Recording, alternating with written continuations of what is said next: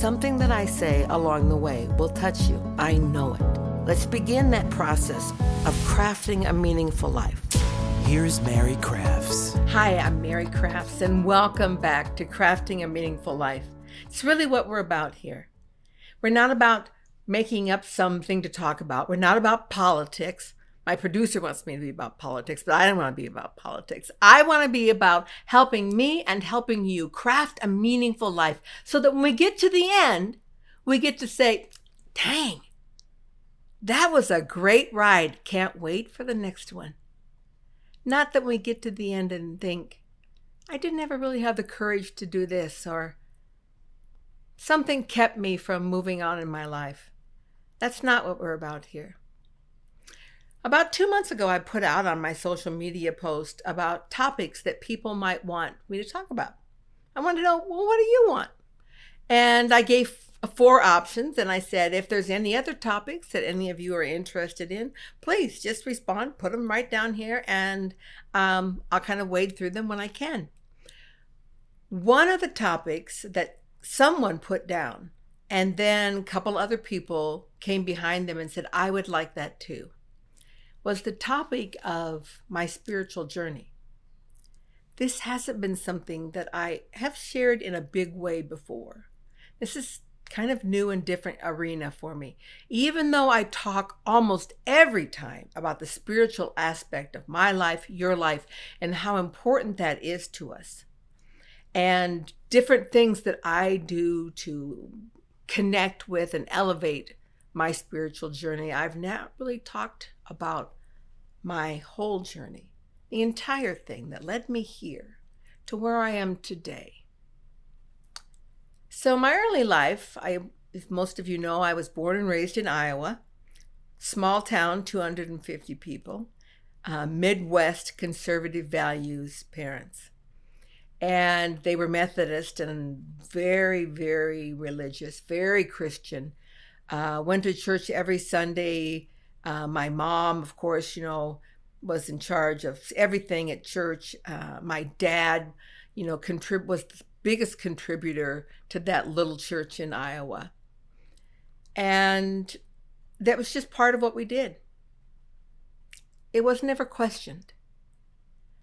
Until I was about 6 or 7 years old.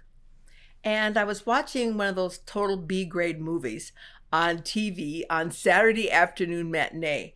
And I wish I could remember, and I would go back and look for it now in the archives on YouTube.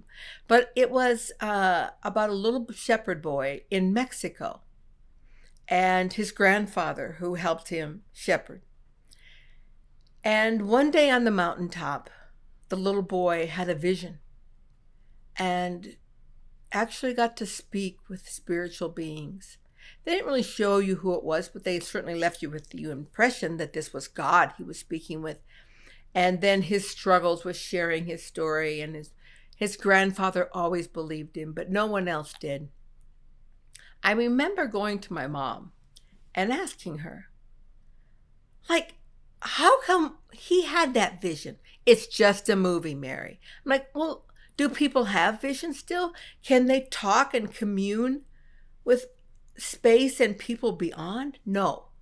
That's just what happened in the past. It doesn't happen now. Well, why? Why? This little boy, and she began to get angry with me. It's a movie, Mary. It's not truth. You can't talk to people like that. You can't talk to God. Okay. When I was about 13, it came back to me again. I was sitting in Sunday school at the Methodist Church, and I remember asking the question, we come here, we do this, we read about, after this, we're going to become angels, and is that what's ahead of us? Am I going to be up there just every day flying around with my wings? And well, what do I do? And what's the purpose of this life?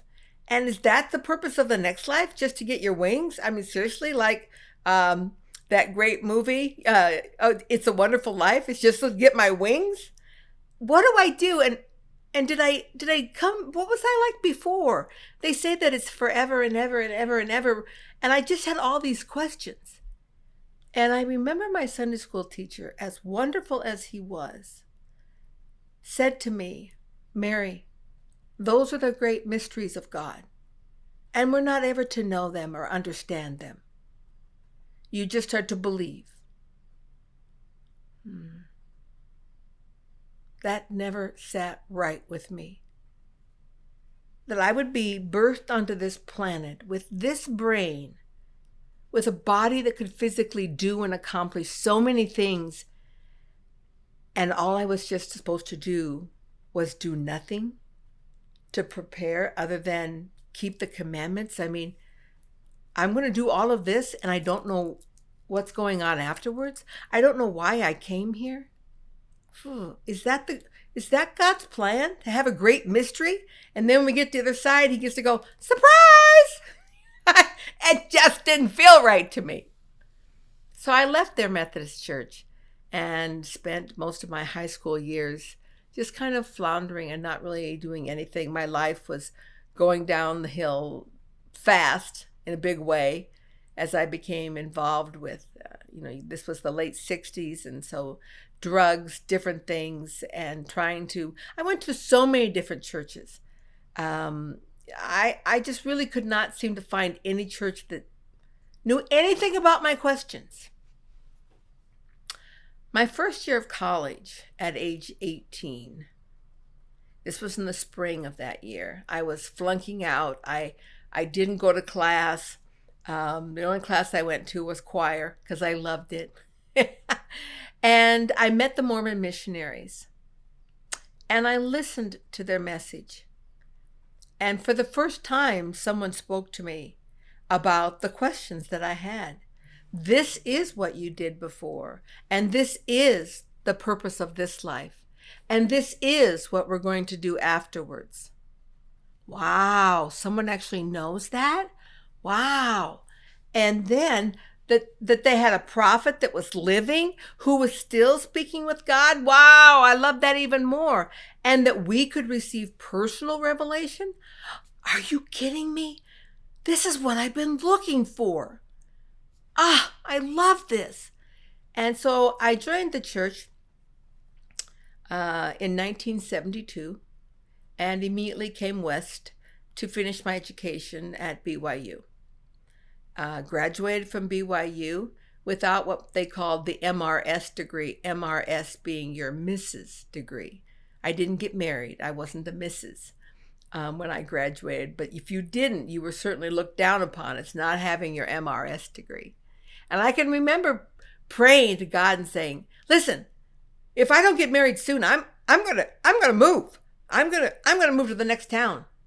The next town was a sister city that was the same city almost. That's me being brave. And finally, though, I had really grasped on to the church, and I wanted to be as strong of a member as I could. If this really was true, then I wanted to be and give my all to this, because then I would know what was coming, and I would know they were telling me how I had to live and act now. And I grasped onto that. I held every calling in the Mormon church, from being a visiting teacher where you minister onto one other sister, to being the Relief Society president. I just young women's president, primary president, you name it, I did it. And I did it with all my heart, gusto. I became an extremely stalwart member. And at age 27, I did marry my former husband because I really felt like there wasn't anything else for me.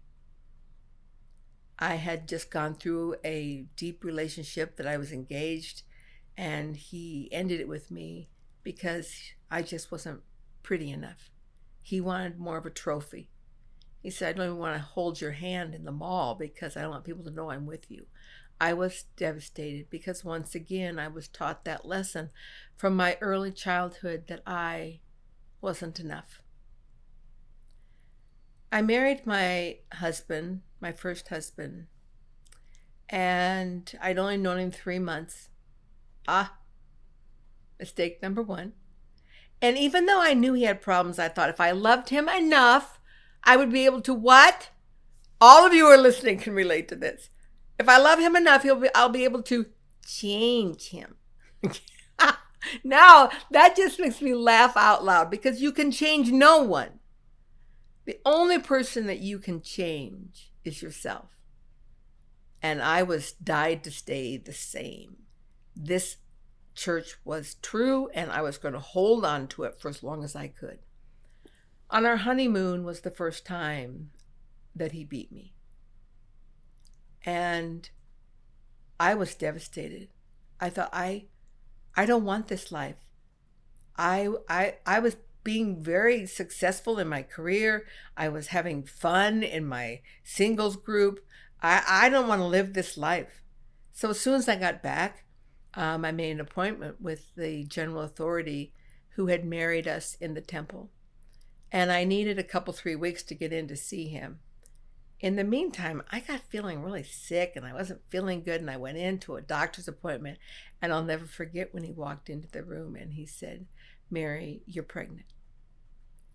What? What? And he said, "Yeah, what birth control have you been using?"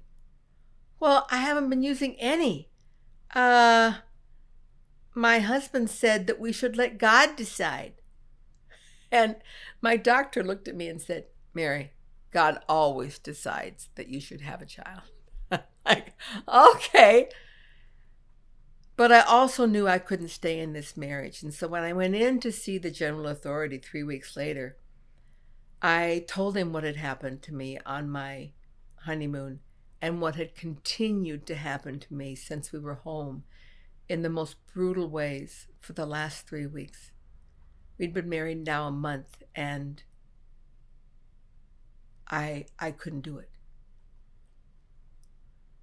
He came around his desk, sat on the edge of the desk, and said to me, "Mary, you're not going to divorce him. You have a child on the way. You have an eternal family. You have a duty to stay and make this family work." And I said, "But what about this? And what about this? And what about this?" And he put his hand up and he said, "I'm going to make you a promise. And the promise is this, that if you learn to love by the pure love of Christ, all these problems will go away." At that moment, I felt like the weight of the world had been placed on my shoulders, that it was my responsibility for all of my husband's behavior, and that it was my responsibility to live the best life I could. And if I couldn't live that kind of love, then this was all my fault. I just was in a daze, and I left his office, came home, and realized, this is what you're going to do, Mary. The next decades were filled with brutality, physical, emotional, mental abuse.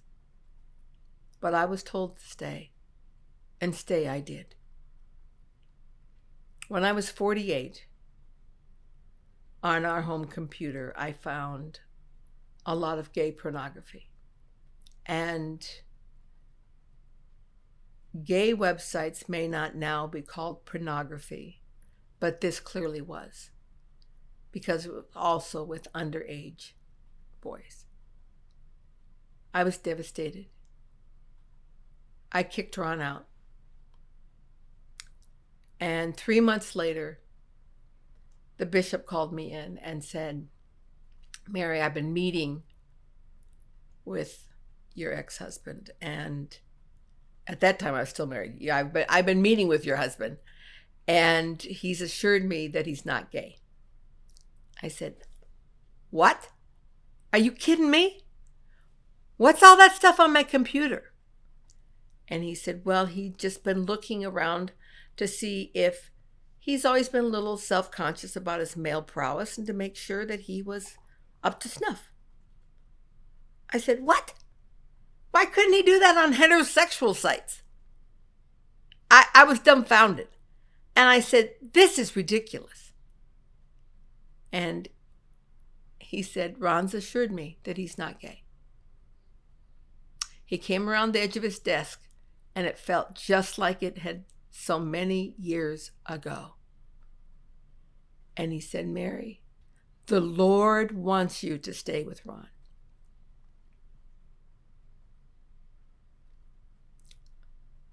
Okay. Because I was that stalwart that if the Lord said stay, I would stay. Even though everything inside of my being was shouting, no, this isn't right. I stayed for 8 more years. And then I divorced him at age 56. And yet I stayed a strong member of the church. None of these things are the reasons that I left. None of them. At the time I was teaching gospel doctrine. I'd been teaching it for 10 years. And so many things that I was teaching inside of me were like, this isn't right. This is not right. And I couldn't even bring myself to teach about the Doctrine and Covenants, which is a book about, revelation that Joseph Smith received in the latter days. And so I just began teaching about what was in my heart. I began teaching about the principles that I lived by, the values that I thought were universally important to all of us. I had a packed room every week because I was teaching love, and people were drawn to it and drawn to come in, drawn to hear more. I never bore my testimony anymore about the church being true and the only true church. But I always bore testimony to how this principle of love could change your life. An example of this I felt in the church was about my visiting teaching assignment. And this is when you nurture and care for a few women with a companion, and you go see them in their home once a month, see how they're doing and how you can support them. The concept is beautiful. But how it played out in my life was, oh my gosh, it's almost the end of the month. Fear, look of fear. They're going to call me and they're going to ask me if I've done my visiting teaching. And if I say no, they're going to put a check by my name as not completed or not good or not enough. Look of horror. And so I would make sure I always went. I was 100%er because I didn't want to be counted among the not enough. Think of the difference if I had embraced that assignment with love instead. No one would have been checking up on me. No one would have been writing down my name with a check or not a check. But I went because I loved those sisters. I didn't bake them brownies because I wanted to take something with me, but I made them a nourishing meal for them to serve their family. What if I showed up randomly just to watch their children while they were at work and a babysitter failed on them? That was true love and an act of service, something that couldn't be counted on a checklist. I began to see in my personal life, in my spiritual life, in so many pieces how fear had been ruling my life. And I didn't want it anymore. I had a good Jewish friend of mine who's from New York, and one day he said to me, Mary, why do the Mormons still have the Old Testament? That's our book. Those are everything that we believe. But you've got the New Testament. Why keep the Old Testament? I don't understand. Why not get rid of the Old Testament and just teach the teachings of Jesus? I didn't have an answer for them. And I said to them, I don't know, let me ponder on that. Let me think on that for a while. And I'll call you back when I have an answer. The next week I called him back and I said, I have an answer. He goes, you do? He goes, because I've asked this question of many Christian friends. I said, yeah, I do. You see, the New Testament was all about love. was about caring for people, seeing them for who they are, loving them in spite of themselves, loving them through the things that the mistakes they'd made in their life. It wasn't about punishment. It wasn't about shame.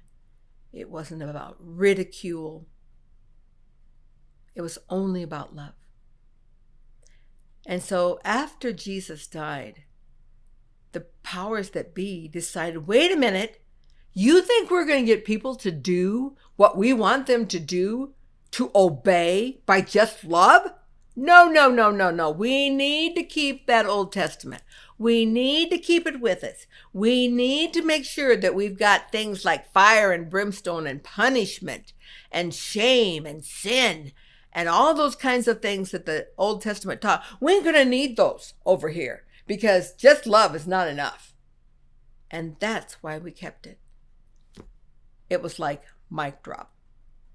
He said, I've never heard it explained that way before. I said, me either.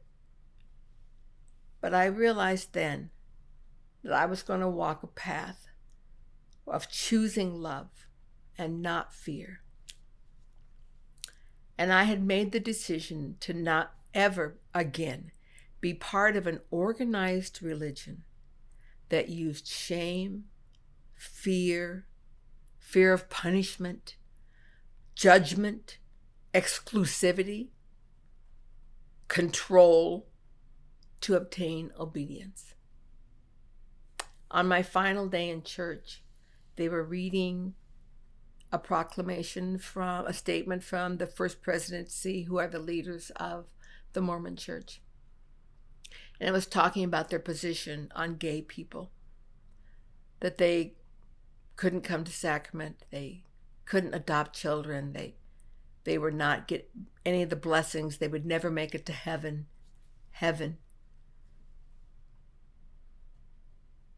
I couldn't take it any longer. I stood up. No one stands up like that in the congregation at the Mormon Church. Can I say, you can stand up when you're allowed to give your testimony, but not like this. And I just said, I don't believe that. I do not believe in a God that treats people like that, that created creation and then said, and you're acceptable, but you are not.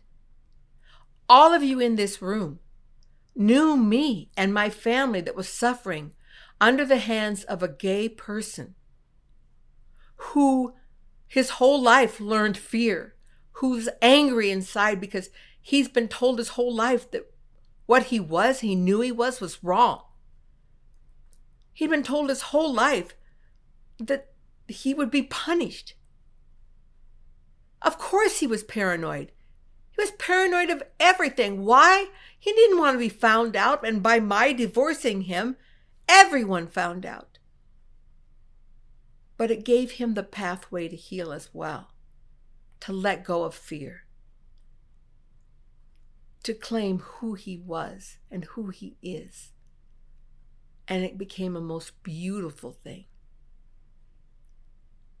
And I left that church that day, and I knew I wasn't going back. I've chosen to walk instead a path that's only about love, acceptance, inclusion, oneness. I'm more spiritual than I have ever been before. I'm just not religious. I've never read one piece of anti-Mormon literature or listened to a podcast about anti-Mormon podcasts. I never listened to friends who were trying to convince me to leave the church. This is 100% my decision. Even to this day, I haven't. This is my journey. I'm not resentful to the church. I'm not angry. I don't want revenge. I'm not a critic of the church.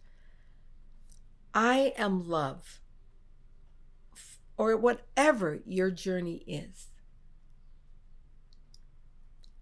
I have a lot of friends who speak so badly of the church. I'm actually very grateful to the church. The Mormon Church was part of my journey. If I had continued on in my life, my first year of college, without some sort of regimented structure to come within, I probably wouldn't even be alive right now. I'd be dead. I'd have committed suicide. This gave me a structure to get my life back in sync with who I really was. And then I was ready for something else. I did not want to be part of something that told me that I was bad if I did this. These are the things I believe now, or at least some of them. I believe that we all have a natural knowing, that we all were given all the knowledge that we need on this planet. We don't always remember it. In the writings of Mary Magdalene, she talks about, oh, you haven't ever read those? You should. In the writings of Mary Magdalene, as she talks about Jesus, she said, he did not speak of sin the way that the elders speak about it. He spoke about sin as simply being a forgetting. Now, how kind is that? Did you forget what you're about? Did you forget all the love that you've been given and felt? All the love that you can give someone else? Did you forget what brings the greatest happiness? I love that concept. I believe that if I ask myself, everything I need or want will be revealed to me from the knowledge and the wisdom I brought here from previous experiences. And I will take this life and these experiences with me when I leave, because life is truly the sign of infinity, one eternal round. I believe that when I quiet my mind and I really listen, that I can be taught by my higher self, by my spirit guides, who my mom and my ancestors and those who came before me and all their learning. It's different than prayer. Prayer for me was always a place of asking. Ask about this, ask about this, ask for this. I need this. I really need this, please. And then I would always express gratitude. Thank you for la, la, la, la, la. But I didn't ever live that gratitude the way I want to now. So now I meditate and I really get deep into allowing the workings of my mind to quiet themselves. The things that are filling my mind on a daily basis really need to quiet so that I can listen to myself and to those guides that walk with me. I read. I still don't read a lot, but I read things that I feel matter, and I feel I'm drawn to read certain things. And now, of course, I'm on this path of oneness. It's helping me to overcome so much of my personal fears and my own personal weaknesses. This vision, this mission of oneness allows me to practice love on a daily basis. It shows me when I'm being critical or criticizing other people. When I'm rolling my eyes, I'm like, whoa. The moment I start the eye roll thing, I'm like, that has nothing to do with oneness. That has to do with judgment. And do you still need to be better than in order to be enough? No, I don't. I don't judge them. I'm not critical of them. I accept them just who they are. I often tell people, I don't give hugs anymore. Hugs are kind of like done leaning forward from the waist, allowing just your shoulders to come in, reaching up and giving the ultimate mwah, mwah, pat. That's not connecting. What I ask people now is, may I hold them? And I wrap my arms around them and hold them in my spirit, transfer my energy to theirs and receive theirs, hold them for just a moment that they can feel my love and what my love means to them, what their love means to me. I'm seeking to be the very best version of myself. I think it's always been our mission, from before to future to now, to be the best version of me. Not perfect. No. No one used that word perfect. Be ye therefore perfect. I don't think that's quite what was meant there. Be ye therefore perfect. Be ye therefore on the path. Be ye therefore your best self. Love yourself. See yourself for who you are. And when I am striving to be the best version of who I am, I'm the farthest from being a narcissist I can be. I'm the farthest from being critical of myself and others. When I'm striving to be my best version of me, then I'm most able to help others become the best version of themselves. To help others lift as I lift me. That's what I'm about in this life. It fills me with purpose and mission. I've thrown out my checklist, my stairway to heaven. Check, went to the temple. Check, read my scriptures. Check, prayed. Check, did my visiting teaching. Check, wrote in my gratitude journal. Check, seriously, I had a list. I felt like I was at the Tower of Babel that was leading me to heaven. And as long as I checked off those checklists, it didn't matter that my heart was ever changed. It was only a matter what I did. We're not human doings. We're human beings. It's about who I am. I follow after the God who was asked, "What is your name?" I am. I need no other name than I am. I am about being the best version of myself. I believe that I was born a perfect individual, and I do not need to be saved from my sins. That may come as quite a shock to some of you, but perfect individuals do not need to be saved. That's my belief. Instead, I encircle myself with the teachings of the masters, particularly Jesus, who taught one thing only: love. I need that pathway. I study him often. This path is mine. It's for me. It's not your path. You have to find your own. And I have no judgment about the path that you're choosing. And I trust you to ask the questions if this path that you're on is the best one for you. I ask those questions. And that's why I'm here. And that's why I'm doing this podcast. And that's why I'm trying to be my best version of myself.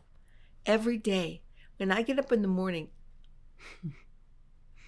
many times I just stretch my hands up and I say, thank you for allowing me one more day to bring my best self to this world, to love others, to love myself, to let go of the fears that have held me bound, and to reach out to others in oneness.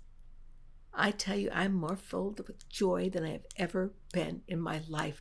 I'm better able to love my children and accept them just the way they are. My grandchildren, the people around me, the people in my circle, the people across the world in Ukraine.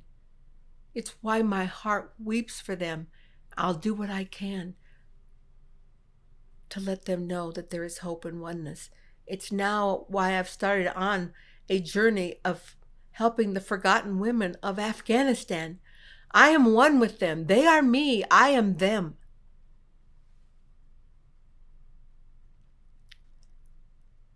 I only ask that you love your journey and that you feel you are in the middle of the most beautiful journey. I love my journey. It's why I come here every week and show you what I've learned this week on how to craft a meaningful life. Until next time, namaste.